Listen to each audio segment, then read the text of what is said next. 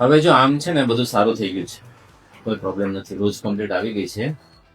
અને તમને કઈ તકલીફ હોય તો દવા આપું, બાકી તો જરૂર નથી. એમ ટ્યુબ બંધ કરી દો હવે, ટ્યુબની જરૂર નથી. એમ લાંબો સમય પછી ટ્યુબ લગાવીએ ને તો ચામડી ખરાબ થઈ જાય ને ખંજવાળ આવે, એટલે ટ્યુબની જરૂર નથી. ખાલી ને થોડું ટોયલેટ ગયા પછી ચોખ્ખાઈ રાખજો. બીજા નંબરમાં કબજિયાત ના થાય એના માટે ડાયટ આ પ્રમાણે ફોલો કરજો, હાઈ ફાઈબર ડાયટ, રેસાવાળો ખોરાક લેજો, તીખું ગરમ મસાલો તળેલું ઓછું લેજો, બરાબર. કંઈ બી તકલીફ થાય તો પાછો બતાવી દેજો. ટોયલેટમાં લાંબો સમય બેસવાનું નથી, ટોયલેટમાં લાંબો સમય જોર નથી કરવાનો. ઓકે, ના જરૂર નથી દવાની. એક પાવડર આપું છું તમને, જો વધારે કબજિયાત હોય ને તો લેજો, જરૂર પડે તો. એટલે